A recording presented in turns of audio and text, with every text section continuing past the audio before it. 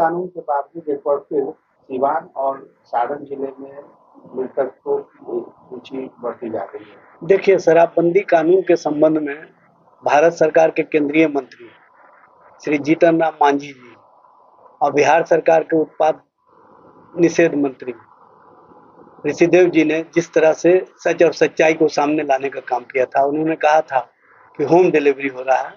वो बातें कहीं ना कहीं पहले से भी हम लोग कह रहे थे कि बिहार में शराब माफियाओं को संरक्षण मिल रहा है, शराब माफियाओं को बढ़ावा मिल रहा है, शराब माफियाओं के माध्यम से कहीं ना कहीं जो आम लोग हैं उन तक शराब पहुंच रही है।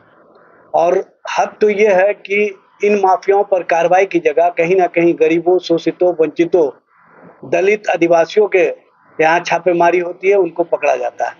और जो माफिया हैं उन तक इनकी पहुंच नहीं हो पाती है, क्योंकि सत्ता संरक्षित माफिया होते हैं, सत्ता के द्वारा पोषित माफिया होते हैं। और किस तरह से वो हर घर तक शराब पहुंचवाने का काम कर रहे हैं, यह स्पष्ट रूप से दिख रहा है। और सबसे बड़ी विडंबना यह है कि बिहार में जहरीली शराब का उत्पादन धड़ल्ले से जारी है। और जहरीली शराब के कारण गरीब जो छोटे छोटे कारोबार में लगे हुए हैं, वो किसी के बहकावे में या कहीं ना कहीं जो उनके घर तक पहुंचा दिए जाते हैं शराब, वो पी लेते हैं। पीने के बाद काल के गाल में समा जाते हैं। सरकार के स्तर से इस दिशा में कोई कार्रवाई नहीं हो रही है, कोई गंभीरता नहीं दिखाई जा रही है, क्योंकि सरकार के लोग भी कहीं ना कहीं ये बात समझ रहे हैं कि शराबबंदी के बाद जो इनके द्वारा संरक्षित माफिया हैं, जो इनके द्वारा पोषित माफिया हैं, उनको संरक्षण मिलते रहा और संरक्षण मिल रहा, लेकिन उस तरह के कार्रवाई नहीं होने के कारण जिस तरह की घटनाएं हो रही हैं। और आज जो सीवान और छपरा में घटनाएं हुई, ये बहुत ही मार्मिक घटना है, दुखदायी घटना है। सरकार के स्तर से उन माफियाओं पर कार्रवाई की जानी चाहिए जो जहरीली शराब परोसने का काम करते हैं। और जहरीली शराब के माध्यम से जिस तरह से लोगों की जानें ली जा रही हैं, लोगों की जान कहीं ना कहीं इस तरह से लिए जा रहे हैं जैसे लगता है कि उस जान की कोई कीमत नहीं है। मानवता, मानवीय संवेदना समाप्त हो गई है। डबल इंजन सरकार में माफियाओं को संरक्षण मिल रहा है, यह स्पष्ट रूप से दिख रहा है। मुख्यमंत्री तो कहते हैं कि जो पिएगा वो मरेगा, और अगर जो पी रहा है और उसके साथ कोई घटना हो रहा है तो उसके लिए सरकार क्यों जिम्मेदार है? मुख्यमंत्री जी जो बात कह रहे हैं, सबसे पहले तो उनको चाहिए कि जब शराबबंदी है 2016 से, कहीं ना कहीं जो महागठबंधन सरकार 2015 में बनी थी और तेजस्वी जी का जो संकल्प था कि हमें शराब नहीं किताब चाहिए, हमें मंत्रालय नहीं पुस्तकालय चाहिए, उस मुहिम को हम लोग सत्ता में आते ही कहीं ना कहीं सरजमीन पर उतारने का काम किए।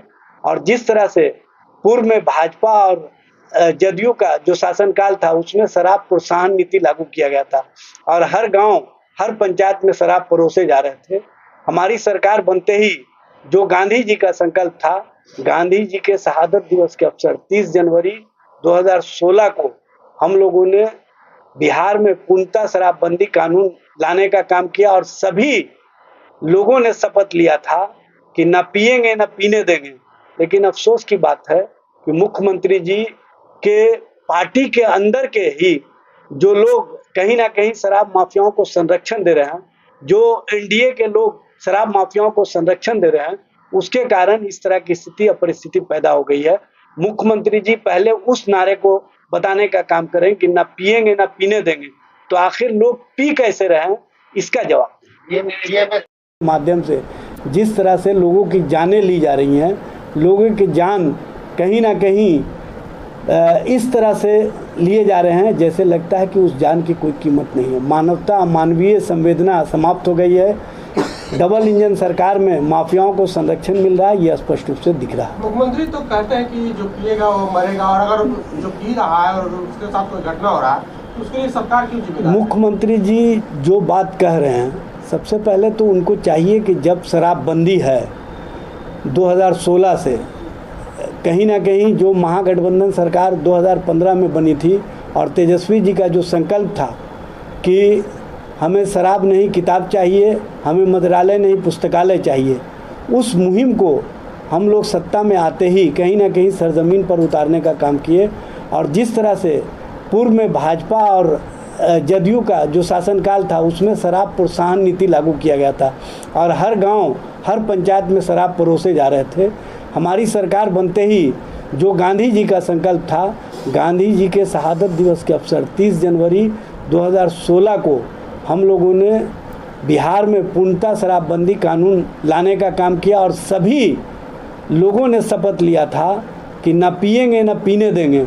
लेकिन अफसोस की बात है कि मुख्यमंत्री जी के पार्टी के अंदर के ही जो लोग कहीं ना कहीं शराब माफियाओं को संरक्षण दे रहे हैं, जो एनडीए के लोग शराब माफियाओं को संरक्षण दे रहे हैं, उसके कारण इस तरह की स्थिति और परिस्थिति पैदा हो गई है। मुख्यमंत्री जी पहले उस नारे को बताने का काम करें कि ना पिएंगे ना पीने देंगे, तो आखिर लोग पी कैसे रहे हैं, इसका जवाब दें। DMSP पे भी कार्रवाई होनी चाहिए। देखिए, जो भी हो, सारे मामले का जांच हो और इस मामले में जिनकी भी संलिप्तता है और जिनके कारण शराब माफिया फल फूल रहे हैं, उन सभी पर कार्रवाई होनी चाहिए। एक सवाल है कि अभी हाल में ही कई ऐसे ऑडियो जो है वायरल हुए हैं पुलिस वाले के, कई थाने के जो थानेदार का भी ऑडियो वायरल हुआ है। उसमें कहा जा रहा है कि शराब अंग्रेजी है या हिंदी, और वो वीडियो क्या लगता है कि थानेदार इससे मिले। देखिए, इस तरह का जो थानेदार या पुलिस पदाधिकारी या बड़े ओहदेदार के माध्यम से जो वीडियो या ऑडियो कहीं ना कहीं पब्लिक डोमेन में आ रहे हैं, उनके संबंध में एक ही बात कहना है कि उन पर कार्रवाई होनी चाहिए। ये इस तरह का कार्रवाई करके कहीं ना कहीं शराब और शराब के प्रोत्साहन नीति को बढ़ावा दे रहे हैं, जो किसी भी दृष्टिकोण से उचित नहीं है।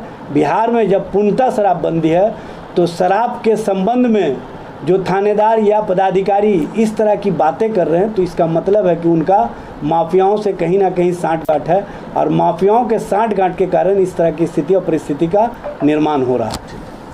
मामले का जांच हो और इस मामले में जिनकी भी संलिप्तता है और जिनके कारण शराब माफिया फल फूल रहे हैं, उन सभी पर कार्रवाई होनी चाहिए।